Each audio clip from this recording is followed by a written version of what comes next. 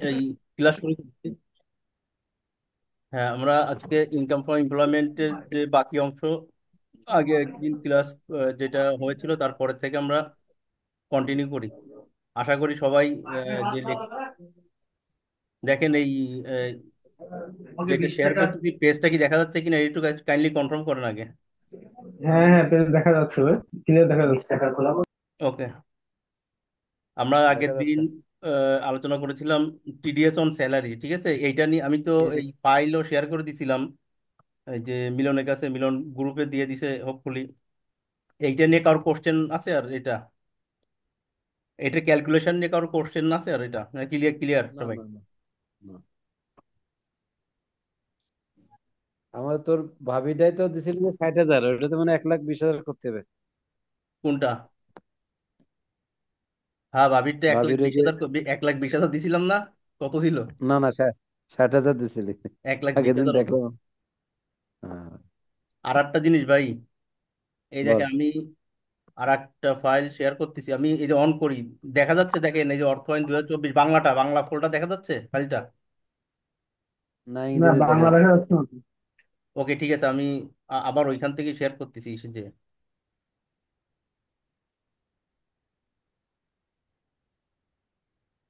এই যে বাংলাটা আনছি, ঠিক আছে এবার? হ্যাঁ হ্যাঁ হ্যাঁ। দেখেন এইখানে, এইখানে ডিটেলসটা বাংলা ইংলিশ দুই রকমই করা। ডিটেলসটা সাজানো আছে কিভাবে, আমি জাস্ট থিওরিটিক্যাল, এই ট্যাক্সে থিওরিটিক্যালের পরে ফোকাস কেন দিতে হয়, এইগুলা প্রত্যেকটা কথার ভিতর হচ্ছে আপনার এই যে মানে এই আইন তথ্য থাকে, লুকায় আছে। রুল, এবং আপনার যে ট্যাক্সের যে আইন, প্রত্যেকটা আইনের এই কথার ভিতর আইন লেখা থাকে। যার কারণে ওই যে যেইটা নিয়ে কথা বলছিলাম, সরকারি বেতনভুক্ত যারা আছেন তাদের রিটার্নটা কিভাবে ফিল আপ করতে হবে। এই যে এই দেখেন, এইখান থেকে দেখেন সরকারি বেতন আদেশভুক্ত কর্মচারীর বিবরণ যাদের ক্ষেত্রে এই আদেশ প্রযোজ্য, এই 225 নম্বর যে এসআরও যে আইনটা যাদের ক্ষেত্রে হুম, প্রযোজ্য। এখানে অনলাইনে আপনাদের যে রিটার্ন ফিল আপ করতে হবে যাদের বাধ্যতামূলক, কাদের জন্য? হুম। কারা কারা এই দেখে জায়গা একটু। 6 শ্রেণীর আহ, আহ, ইসের কথা বলা হয়েছে যে সরকারি খাতে যারা ইনভলভ, মানে সরকারি চাকরিজীবী যারা আছেন, এই বেতন বাধা দিয়ে আদায় 2015-র বেতন স্কেলে যারা বেতন পান তাদের ভিতর কারা কারা এই 225 নম্বর সেকশন, মানে এছাড়াও মানে ওই যে সরকারি সুযোগ সুবিধা ভোগ করতে পারবেন, তাদের একটা লিস্ট এইখানে দেওয়া হয়েছে জাস্ট। এটা আমি এইখানে সামারি হুম। করছি। আর একটা হচ্ছে তার আপনার, মধ্যে শিক্ষক নাই, শিক্ষক নাই দেখলাম। না না, এইখানে হচ্ছে এই এই মূল কথা হচ্ছে চাকরি ও বেতন ভাতা দিয়ে আদেশ 2015-র অনুচ্ছেদ 1-এর উপ উপ অনুচ্ছেদ 4 অনুযায়ী যে সকল কর্মচারী। তো এখন বুঝতে হবে, আমি আগের দিন বলছিলাম যে এই এই যে বেতন ভাতা দিয়ে আদেশ 2015-র বেতন স্কেলে আপনাদের বেতন হয় কিনা। যদি হয় হুম তাহলে হুম সরকারি পে স্কেলে পড়বে, আদারওয়াইজ পড়বে না। যার কারণে এখানে কিন্তু স্পেসিফিকেশন করে দিছে যে কারা কারা এখানে পড়ে। যেমন এই দেখেন 3 নম্বর, চাকরি, ব্যাংক, বিমা, আর্থিক প্রতিষ্ঠান। এই ব্যাংক, বিমা, আর্থিক প্রতিষ্ঠানে যারা চাকরি করে, যাদের এই বেতন স্কেল 2015 অনুযায়ী হয়, তাদের ক্ষেত্রে এটা প্রযোজ্য, আদারওয়াইজ না, সবার ক্ষেত্রে না। হুম হুম এইবার যেটা আর একটা জিনিস বলছে যে অনলাইনে আমাদের যে ট্যাক্স রিটার্ন ফিল আপ করতে হবে, এইটা এইবার কাদের জন্য, যে এইটা আমি একটু পরে দেখাচ্ছি, ওই যে ইটা বের করে ওতে নতুন একটা আদেশ আসছে। সেইটা এই যে আমি এখানে লেখা আছে, দেখেন দেখাই। স্বাভাবিক ব্যক্তি করদাতাগণের ইলেকট্রনিক মাধ্যমে রিটার্ন দাখিল বাধ্যতামূলক সংক্রান্ত আদেশ, এই বিশেষ আদেশ 2024-25, এই 22শে অক্টোবর 2024 সালে, 22শে অক্টোবর এই আদেশটা বের হয়েছে যে কাদের হুম এই যে অনলাইনে রিটার্ন ম্যান্ডেটরি দিতে হবে। দেখেন, ঢাকা উত্তর, ঢাকা দক্ষিণ, গাজীপুর, নারায়ণগঞ্জ সিটি কর্পোরেশন অবস্থিত আয়কর সার্কেল সমূহের অধিক্ষেত্রভুক্ত সকল সরকারি কর্মচারীগণ। এখন কথা হচ্ছে, ঢাকা উত্তর, দক্ষিণ, গাজীপুর, নারায়ণগঞ্জ বাদে বাকি যেসব সিটি কর্পোরেশন বা আউট সিটি কর্পোরেশন সরকারি কর্মচারীগণ আছেন, তাদের ক্ষেত্রে ইলেকট্রনিক মাধ্যমে রিটার্ন দাখিল বাধ্যতামূলক না এই বছর। সামনের বছর কি করবে সে সামনের বছর সার্কুলার দিয়ে জানা দিবে। পাবেল ভাই, হুম। ঠিক আছে? এটা কিন্তু ভাবির মানে যেটা বলছিলাম, ভাবি তো হ্যাঁ পড়ছে কিসের ভিতর, নড়াইলের না? হ্যাঁ হ্যাঁ। তাহলে নড়াইলে যদি তুই পড়ে তাহলে আপনার অনলাইনে বাধ্যতামূলক না, ঠিক আছে? এটা শুধুমাত্র এইবার করছে ঢাকা উত্তর দক্ষিণ গাজীপুর নারায়ণগঞ্জ সিটি কর্পোরেশন, এই আমাদের হুম ঢাকাভুক্ত এরিয়ার ভিতর যারা আছেন তাদের ক্ষেত্রে। ঢাকার বাইরে হুম যারা আছে তারা ওই অফলাইনে দিতে পারবে এই বছর, হুম হুম। ঠিক আছে? এবার তাই তো অনলাইনে খুলনা দিলে তো সিটিও, খুলনা সিটিও তাহলে তার বাইরে না? না, খুলনা সিটি কর্পোরেশনও আপনার এই অনলাইনে বাধ্যতামূলকের ভিতর পড়েনি, তারা ওই অফলাইনে দিতে পারবে। অনলাইন হুম হুম। অনলাইন অনলাইন দিলে তো ঝামেলা নেই, অনলাইন দিলে তো ঝামেলা নেই। অনলাইন দিলে সমস্যা নাই, বাট আপনার জন্য ম্যান্ডেটরি করেনি। যেমন এই জায়গার যাদের আচ্ছা। কথা বলা আছে তাদের ক্ষেত্রে এই বছর অফলাইনে দিলে হবে না, তাদের অনলাইনে দিতে হবে। কিন্তু হুম যাদের কথা বলেনি, হুম ঠিক আছে, এই সিটি কর্পোরেশনের বাইরে অন্যান্য সিটি কর্পোরেশন খুলনা, হুম আমাদের নড়াইল, যশোর, ওই লাইনে যারা আছেন তাদের রিটার্ন অফলাইন অনলাইন যে কোনো ভাবেই দিতে পারবেন, সমস্যা নেই। তারপর দেখেন সকল তফসিলি ব্যাংকের কর্মকর্তা কর্মচারীগণ, সকল মোবাইল টেলিকম বা সেবা প্রদানকারী প্রতিষ্ঠানসমূহের কর্মকর্তা যারা আছেন, তার প্রাইভেট কোম্পানির ভিতর Unilever Bangladesh, British American Tobacco, Marico Bangladesh, Berger Paints, Bata shoe company ও নেসলে বাংলাদেশ শুধুমাত্র স্পেসিফাই করে দিচ্ছে যে এই কয়টা কোম্পানির রিটার্ন অনলাইনে দিতে হবে এই বছর ম্যান্ডেটরি। এই চারটা ক্যাটাগরি বাদে বাকি যারা আছেন তাদের ক্ষেত্রে অনলাইন রিটার্ন দাখিল বাধ্যতামূলক না এই বছরের জন্য। এটি ক্লিয়ার? হুম হুম, ক্লিয়ার। ঠিক আছে।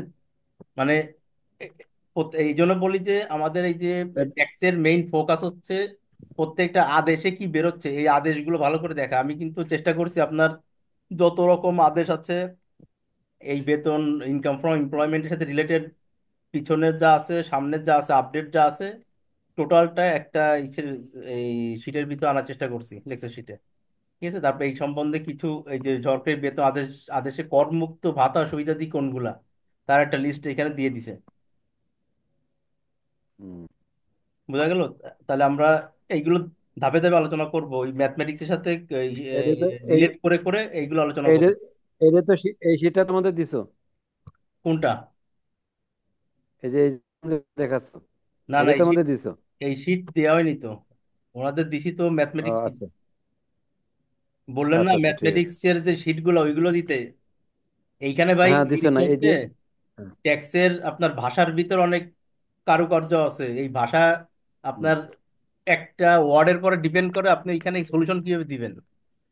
এইটা হুম ধরেন আমি ঢালাওভাবে দিয়ে দিলে এটা অনেকে পড়ে বুঝবে না তো, যে কিভাবে কি হুম আসতেছে। যেমন আমি প্রথমে বুঝতাম না আগে যখন আমি ট্যাক্স প্র্যাকটিস করতাম না, কিন্তু এখন তো কোথা থেকে কোন লাইন কোন পয়েন্টে যাচ্ছে এটা ধরতে পারি, যার কারণে এইটা ওনাদের আচ্ছা দেওয়া আচ্ছা, হয়নি। ঠিক আছে। ঠিক আছে। দেখেন আমি সহজ একটা ম্যাথমেটিক্স এর সাথে একটা জায়গায় একটা ওয়ার্ডের কি আপনার যে কারুকার্য এটা দেখাচ্ছি, দেখেন একটা, আমি ইংলিশটায় যাই।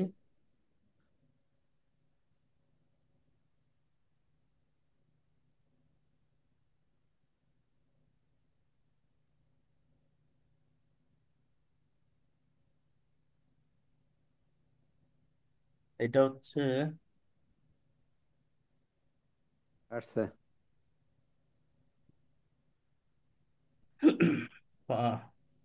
ফাইল তিনটা অন করো তো। আমি ম্যাথ ইসের ওনাদের যা যারা দেখতেছেন তাদেরকে ম্যাথমেটিক্সের যে ইটা দিছিলাম, এটা আমি আবার রিভিউ করতেছি। দেখছেন কি জানি না।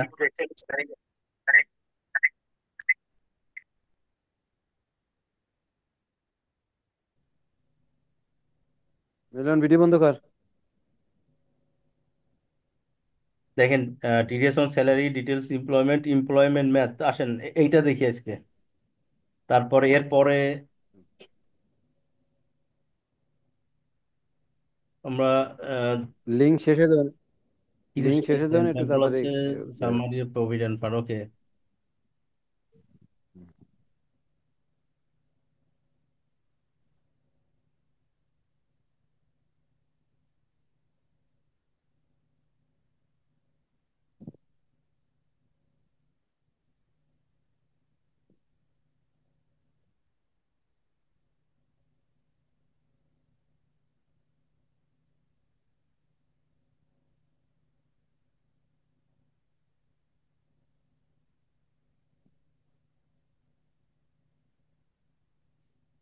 তাহলে এইটা দেখি আসেন। এক নম্বরে কেস স্টাডি আমরা convince allowance, travelling allowance and daily allowance received and expended for the performance of service. আমরা এটা কোথায় বলছিলাম?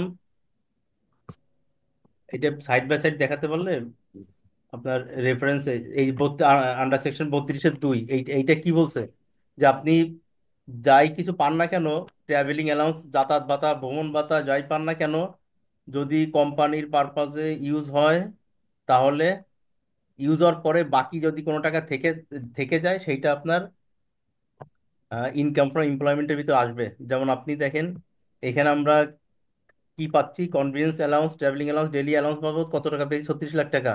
তার ভিতর কোম্পানির পারফরমেন্সের জন্য এক্সপেন্স করছি কত? 25 লাখ। আমার কাছে থেকে গেছে কত? 11 লাখ। এই টাকাটা আমার ইনকাম ফ্রম এমপ্লয়মেন্টের সাথে অ্যাড হবে। এটা গতদিন দেখছিলাম আমরা। হ্যাঁ, আমি ওই যে কথা যখন বলছি তখন এক্সপ্লেন করে করে গেছি না সেইগুলা, ঠিক আছে। হুম। হুম। এটা গেল। পরেরটা আসি, কার ফ্যাসিলিটি অ্যাজ পাকুইজিট। কারণ কি আমাদের বিভিন্ন রকম ইস্যু ক্লায়েন্টের সাথে যখন কথা বলবো, তখন এক এক ক্লায়েন্টের এক এক রকম সমস্যা নিয়ে আসবে। তাদের এই সমস্যা শুনে তাদেরকে একটা কনক্রিট সলিউশন দেওয়াটাই কিন্তু মেইন পারপাস, যার কারণে আমাদের বিভিন্ন অ্যাঙ্গেল থেকে আইনটা জানা উচিত। এরপর দেখেন হুম। কার ফ্যাসিলিটি অ্যাজ পাকুইজিট। আমাদের পাকুইজিটের কয়টা অংশ বলছিলাম? আন্ডার সেকশন 33-তে আপনার আবাসন সুবিধা ছিল, যে বাসস্থান সুবিধা একটা ছিল, রেন্ট ফ্রি অ্যাকোমোডেশন একটা ছিল, কনসেশনাল রেটে অ্যাকোমোডেশন, আর একটা ছিল কার ফ্যাসিলিটি। 1500 সিসির ভিতর একরকম থাকলে, আর 1500 সিসির বেশি যদি থাকে তার ক্ষেত্রে। এখন আরেকটা। দেখেন এই প্রবলেমটা কি, আমি জাস্ট এখানে টপিকস গুলো আনছি আপনাদের বোঝার জন্য। প্রবলেমটা সলিউশনটা দুইটাই করে রাখছি। Availing pick and drop facility by an employee. একজন এমপ্লয়ি যদি পিক অ্যান্ড ড্রপ ফ্যাসিলিটি পায়, সেইটা আপনার, এটা আসবে এটা না। আগের দিন বলছি না আপনার ইনকাম ফ্রম এমপ্লয়মেন্ট আসবে কিনা। হুম। সেই ক্ষেত্রে পিক আসবে অ্যান্ড না। ড্রপ ফ্যাসিলিটি আপনার ইনকামের ভিতরে আসবে না, সেইটা এখানে করে দেওয়া, ঠিক আছে। এরপর আসেন receive share under employee share scheme. Share স্কিমের আন্ডারে, এর ভিতর একটা কথা আমি ইসের সাথে বাংলা ওইখানে লেখা আছে ওর সাথে রিলেট করে দেখাবো। দেখেন, যদি একটা ওয়ার্ড যদি মিসিং হয় তাহলে আপনার কনসেপ্টটা কত মানে রাইট ট্র্যাক থেকে সরে যায়। তাই এখানে দেখেন, আমার এমপ্লয় শেয়ার স্কিমের আন্ডারে যদি কোনো টাকা রিসিভ করি, সেই বেনিফিটটা, প্রবলেমটা দেখাচ্ছি। Number of share receive by employee under share scheme, ধরেন 100 টাকা। নাম্বার অফ শেয়ার নিচে হচ্ছে 100টা শেয়ার, আপনার ফেস ভ্যালু হচ্ছে 10, ফেয়ার মার্কেট ভ্যালু, তাহলে আমার fair mark 1000। Fair market value হচ্ছে ওই যে ফেস ভ্যালু আর নাম্বার অফ শেয়ারের 1000 টাকা গুণ এটা করে। আসবে। গেল। এবার কস্ট প্রাইস হচ্ছে 40,000 টাকা, কস্ট প্রাইস পার হুম। শেয়ার, ঠিক আছে। পার হুম। শেয়ারের কস্ট প্রাইস হচ্ছে 40,000 টাকা, তাহলে আমার fair market hmm. Value of share, আমার এই এই যে fair market value per share হচ্ছে 1,000, আর ওর সাথে fair market value total value হচ্ছে 1 লাখ, হুম। আর কস্ট প্রাইস 40,000। না বুঝলে বলেন, এটা আগের দিন দেখাইছিলাম, ষাট আমি ষাট একটু 60,000 টাকা, 60,000 টাকা আমার, 60,000 টাকা ইনকামে যাবে। হ্যাঁ, 60,000 টাকা আমার শেয়ার স্কিম থেকে গেইন হয়েছে। এইডেড ইনকাম ফ্রম গেনে যাবে। এমপ্লয়মেন্ট, যে আমার হুম। ফেয়ার মার্কেট ভ্যালু 1 লাখ আর কস্ট কস্ট প্রাইস ছিল 40,000, তাহলে আমার 60,000 টাকা গেইন হয়েছে শেয়ার থেকে। হুম। যার কারণে এটা ইনকাম ফর হুম। এমপ্লয়মেন্টে যাবে। এরপরে দেখেন, if selling or transfer per share, এই যে পরের কন্ডিশন, যদি পার শেয়ার যদি 1500 টাকায় আমরা ট্রান্সফার করি, তাহলে সেলিং প্রাইস কত দাঁড়াবে? এই 1500 ইন্টু এই যে 100 টাকা হচ্ছে পার শেয়ার, ওই যে হুম। এই শেয়ার পার প্রাইস, তাহলে আমার এই ট্রান্সফার প্রাইস দাঁড়ালো কত? 1,50,000। এইটা হচ্ছে কি হ্যাঁ। ক্যাপিটাল গেইন হ্যাঁ। Under share scheme excluded from total income. 50,000 টাকাও ইনকামে যাবে। 50,000 টাকা ইনকামে যাবে। না না, এইটা দুই রকম। একটা দেখেন, একটা হচ্ছে আমি একটা শেয়ার কিনছিলাম, এই জন্য এটা পার্থক্যটা বুঝাই দিচ্ছি। আমি একটা কোম্পানির বলো। শেয়ার স্কিমের আন্ডারে একটা শেয়ার কিনছি, সেটা 40,000 টাকাতে 40। কিনছিলাম, সেটা বাজারের দাম হচ্ছে 1 লাখ টাকা। হুম। এটা কিন্তু আমি মুভমেন্ট করি নাই, মুভমেন্ট বলতে হুম। আমি কিন্তু বিক্রিও করিনি, কারোর কাছে ট্রান্সফারও করি নাই, হুম। কিনে রাখছিলাম, ওইটার দাম অটোমেটিক্যালি বেড়ে হুম। গেছে। তাহলে আমার জন্য কত টাকা ষাট ইনক্রিজ হাজার টাকা হয়েছে? ইনকাম। এই যে আমি কিন্তু দুইটা কথা লিখছি, ষাট গেইন হাজার আন্ডার শেয়ার স্কিম, শেয়ার স্কিমের আন্ডারে গেইন, হুম। এইটা ইনকাম ফ্রম এমপ্লয়মেন্টে এই যে হুম। 60,000 টাকা যোগ হচ্ছে। এইবার যদি এইটাকে আমি বিক্রি করি বা ট্রান্সফার করি, তাহলে কি আমার শেয়ারটা মুভমেন্ট হচ্ছে না? হচ্ছে। মানে হ্যাঁ, আগের মুভমেন্ট হচ্ছে। প্রথম কথায় কিন্তু শেয়ার মুভমেন্ট করেনি, শেয়ার কিন্তু দামটা জাস্ট শেয়ার মার্কেট ভ্যালু বেশি। এবার আমি শেয়ারটাকে বাড়ে বিক্রি, গেছে। হ্যাঁ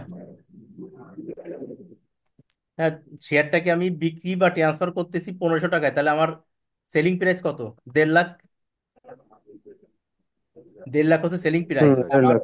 মার্কেটের প্রাইস কত এখন? 1 লাখ। মার্কেটের এক প্রাইস লাখ 1 লাখ, আর সে ট্রান্সফার করতেছি তো আমি 1.5 লাখে, তাহলে আমার যে 50,000 টাকা, এইটা কি শেয়ার বিক্রি করে গেইন? তাহলে শেয়ার বিক্রি করে যদি গেইন হয় সেটা হুম। চলে যায় ক্যাপিটাল গেইন ইনকামের আর একটা হেড আছে। এটা যখন আলোচনা করবো তখন এটার ডিটেলসটা বলবো। তাহলে এই আচ্ছা। 50,000 টাকা যাবে ওই ক্যাপিটাল গেইনের ভিতর। তাই এইখানে কি লিখছি? হুম। Excluded from total income 1,50,000। আহ, মানে সহজ কথা বলি, এইখানে 60,000 টাকা আপনার ইনকাম এমপ্লয়মেন্টে আসবে, আর এই বাকি 50,000 টাকা আপনার আসবে ক্যাপিটাল গেইন হেডের আন্ডারে, ঠিক আছে? এইটা যাতে কনফিউজ না হয়, যেন দুইটা কন্ডিশন এক জায়গায় আনছি। আচ্ছা। ক্লিয়ার কিনা দেখেন, প্রথমটা শেয়ার জি জি, মুভমেন্ট হয়নি, বুঝতে পেরেছি। পরেরটা শেয়ার হ্যাঁ মুভমেন্ট, হ্যাঁ। ঠিক আছে? জি। তাহলে ওইখানে আপনি, হ্যাঁ তাহলে ওইটা 1,000 আছে ইনকাম, ইনকাম এমপ্লয়মেন্টে যাবে, 8 যাবে ক্যাপিটাল গেইনে যাবে। হ্যাঁ হ্যাঁ, এই 60,000 টাকা যাবে হচ্ছে আপনার ইনকাম ফ্রম এমপ্লয়মেন্টের ভিতর। কথা শোনা যাচ্ছে না? হ্যালো। তার মধ্যে 1,10,000 টাকা আমাদের এখানে ইনকাম যাচ্ছে, কিন্তু দুটো দুই জায়গায় যাবে আর কি, তাই তো? হ্যাঁ, প্রথম কথা হচ্ছে হ্যাঁ, দুটো দুই জায়গায় যাবে ভাই। কোনটায় চলে গেলাম একটু, আমি এই যে, আচ্ছা, ওই দুটো জায়গা একটু দেখাই দিলে আমাদের সুবিধা তো। বেতন খাতের আয়ের ইনকাম ফ্রম এমপ্লয়মেন্টের যে জায়গাটা যাবে, এই দুটো 1,000 আর 50,000, দুই জায়গাটা দেখা তো, তাহলে মানে সুবিধা হবে না একই সাথে করে না যে? দেখি এটা দেখানোর সুযোগ আছে? দেখাচ্ছি। এটা কি করা? হুম। এই যে যেটা দেখাচ্ছে এইটা কি দেখা যাচ্ছে? হুম, দেখা আছে। ওকে, ফাইল অনেকগুলো অন করো তো, যাই হোক, আমাদের এই যে অংশ, ওই যে ইসের ভিতর ইনকাম ফ্রম, আগের দিন যেটা দেখাইছিলাম আমি ওই ফর্মে যাচ্ছি, ঠিক আছে? একটু অন করি, অন করে তারপর ওইটা ওইটা দেখাই দিচ্ছি যে কোনটার ভিতর যাবে আপনার। ইউ ফোল্ডার, ইনকাম ফ্রম, এই যে,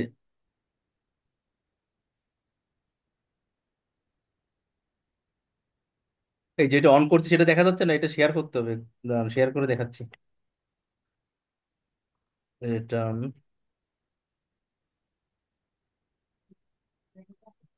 এমপ্লয়মেন্ট, আচ্ছা।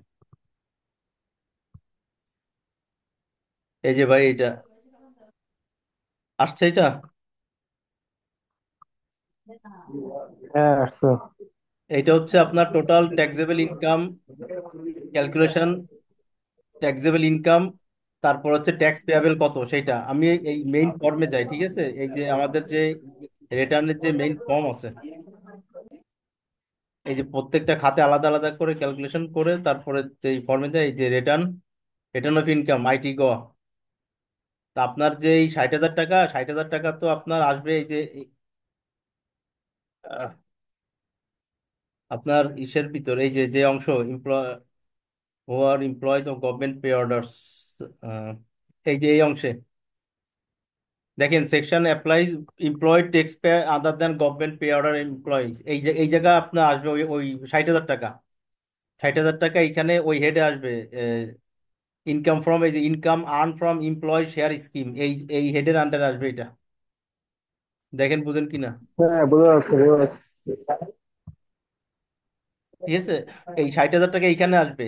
এবার আসেন ওই যে 50,000 টাকা, সেইটার সেইটা হচ্ছে নিচে, এই যে ক্যাপিটাল গেইনের অংশে যাই। Capital gain. হ্যাঁ, ক্যাপিটাল গেইনে বিজনেস প্রফেশন, ইনক্লেম ইনভেস্টমেন্ট, ফ্রম শিডিউল, এত।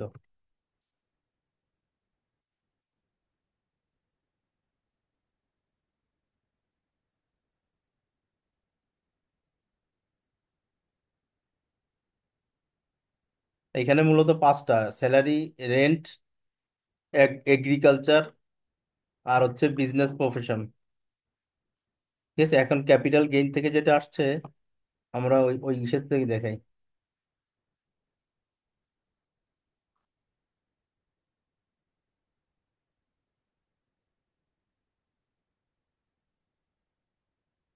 স্যালারি,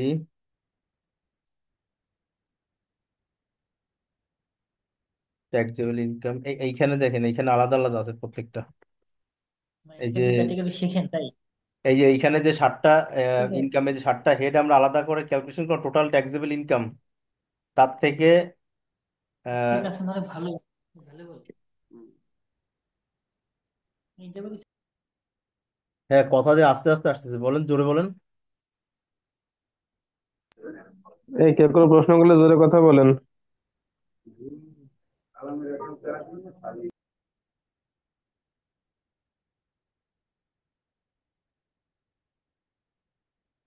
আপনারা এই দেখেন প্রত্যেকটা হেডের উপর আলাদা আলাদা করে ট্যাক্সেবল ইনকাম এই যে ক্যালকুলেশন হচ্ছে, যে টোটাল ট্যাক্সেবল ইনকাম যখন করতেছেন তখন ক্যাপিটাল গেইন এই যে আমরা এখানে টোটাল হিসাব করতেছি। এখন কথা হচ্ছে এই প্রত্যেকটা হেড আবার আপনার এই ওইখানে আবার ইসের ভিতর আপনার মূল যে ফর্মের ভিতর, ওই ফর্মের ভিতরও যাচ্ছে। ফর্মের ভিতর কোথায় এটা দেখাচ্ছে, ওইটা ডিরেক্ট নাই, ইসের ভিতর দিয়ে দেখাতে হবে এটা। এই যে আপনি যদি কোনো ক্যালকুলেশন ছাড়াই যদি এখানে আসেন, ঠিক আছে, ক্যালকুলেশন ছাড়া আসলে ডাইরেক্ট তখন দেখাবেন কোথায়? আপনার নিচে দেখুন, দেখেন সহজ হিসাব, আপনার এই উপরে হেড অফ ইনকাম আছে দেখছেন, একদম শুরুতে হেড অফ ইনকামের এই যে টোটাল 10টা, মেইন তো সাতটা খাত, তার সাথে আরো তিনটা অ্যাড করছে, এই যে foreign income, income from minor child, plus এই যে ফার্ম বা ইন্ডিভিজুয়াল থেকে যদি আমরা কোনো ইনকাম পাই সেইগুলো এখানে আসে। তা আমার যেহেতু ওই প্রত্যেকটার ব্রেকআপ আছে, এই দেখেন লেখা কি, শিডিউল 1, 2, 3, 4। এই শিডিউল 1, 2, 3, 4 মানে ফাইভ কি এই, ফাইভে ক্যাপিটাল ফাইভে ক্যাপিটাল গেইন আছে। হ্যাঁ, ফাইভে ক্যাপিটাল গেন। আমি বলতেছি আপনার নিচে যেইগুলো ডিটেলস আছে সেইগুলো তো এই যে হুম। শিডিউলে উল্লেখ করা আছে, শিডিউল 1। তাহলে আমি ওয়ানে যাও হুম। ডিটেলসটা পাচ্ছি, তাহলে হুম। 2, 3, 4 এই দেখেন প্রত্যেকটা শিডিউল আলাদা আলাদা, এই যে 1 আছে, 2 আছে। ক্যাপিটাল গেইনের কোনো শিডিউল এখানে নাই, তাহলে সেই ক্ষেত্রে আপনি ডাইরেক্ট ওই 50,000 টাকা ক্যাপিটাল গেইনের করে ডিরেক্ট বসা দিতে হবে। হুম। বোঝা গেল এটা? এই শিডিউল তো এই শিডিউলটা তো তোদের তৈরি করা ভাই নাকি? না না, এটা এনবিআর এর ট্যাক্স অফিসের মেইন ফর্ম, আমাদের তৈরি করা ও না। মেন ফর্ম না? ও এটা মেন ফর্ম। এটা মেইন আচ্ছা আচ্ছা বডি তো আচ্ছা। এটা। তাহলে- আর আচ্ছা আচ্ছা, ক্যালকুলেশন তাহলে তো। যেগুলো দেখাচ্ছে এগুলো আমরা আমরা ক্যালকুলেশন করে আনি, এইটা তো মেইন ফর্ম এটা। হুম। বুঝতে পেরেছি। আপনার এইটাতে ঠিক এইটাতে আছে। কোনো চেঞ্জ হবে না তো, এটাতে যেভাবে দিছে ওইভাবে দিতে হবে। তাহলে আপনার ক্যাপিটাল গেইনের কোনো আচ্ছা। ক্যালকুলেশন নাই, ডাইরেক্ট যে অ্যামাউন্ট আসতেছে সেই অ্যামাউন্টটা এখানে বসাবেন। 50,000।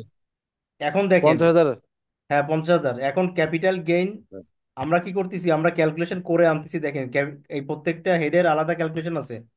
ইনকাম ফ্রম রেন্ট, তোমরা করে নিচ্ছি। Income hmm. ফ্রম রেন্ট এইটা আমরা আলাদা ক্যালকুলেশন করতেছি। তারপরে হুম। ইনকাম ফ্রম আদার সোর্স, তারপরে বিজনেস, হুম। তারপরে দেখেন ইনকাম এগ্রিকালচার, তারপরে হুম। Capital gain. এইখানে দেন ক্যাপিটাল গেইনের ফর্মুলা আমরা, এইটা আমাদের ওয়ার্কিংস করা, এইটা করে রাখছি। হুম। যেভাবে ডাটা দিবে সেই ডাটা সুবিধার্থে। পরে বেস করে আমরা এখান থেকে বের করি। হ্যাঁ। ঠিক আছে, ওইখানে যেটা দেখাইছে ওইটা একটা বের করা, ওইখানে ইনফরমেশনের পরে বেস করে ওইভাবে দ্রুত আসছে। তোমরা করেছো, দ্রুত ক্যালকুলেশন জন্য তোমরা কাজটা করে দিয়েছো, হ্যাঁ, তা যাতে আমাদের মানে শর্ট টাইমে, হ্যাঁ, শর্ট টাইমে ক্যালকুলেশন করে বের করে দিতে পারো। সেটাই তো, ওনারা যা ইনফরমেশন দিবে আমরা শুধু ইনফরমেশন গুলো জায়গায় জায়গায় বসালে আমাদের ইনফরমেশন ওই যে যা যে ডেটাগুলো জায়গাতে জায়গায় চলে যাচ্ছে। এই এক্সট্রা অনেক ওয়ার্কিংস হুম। আমরা করে দিই কি জন্য? কারণ কি আপনি আপনার যেই ওইটা কি বলে, আপনার মানে কাজের যে আর্ট বা শিল্প যেটাকে বলে, এই শিল্প তো প্রকাশ পাবে আপনি কাজটা কিভাবে করে দিছেন। মানে আপনার কোনো হুম। কাজ হুম। দেখে কেউ কোশ্চেন করতে পারবে না, ভাই এইটা কি হবে ওইটা কি হবে, কারণ আপনি ওই হুম। কোশ্চেনের আনসার সহই দিয়ে দিছেন। আমি বললাম যে ভাই হুম। ক্যাপিটাল গেইন হুম। আসছে কিভাবে, তা আপনি যদি ক্যাপিটাল গেইনের হুম। ক্যালকুলেশন করেই দিয়ে দেন, সেই লোক তো কোশ্চেনই করতে পারবে না। জিনিসটা হচ্ছে এরকম, যাতে আমরা চেষ্টা তা করি। আমরা যে এইভাবে করে দিলে এইভাবে করে দিলে ট্যাক্স কর্মকর্তা কোনো কোশ্চেন করতে পারবে না, আর যারা আমাদের কাছে করাবে তারা খুবই হ্যাপি হয়ে যাবে হ্যাঁ, যে এটাই তো না, কারণ আমরা কি, একটা সুন্দর একটা। কারণ প্রত্যেকটা জিনিস ট্রান্সপারেন্ট থাকবে, সে তো জানবে যে আসলে এটা কিভাবে করা হচ্ছে কি হচ্ছে। হুম।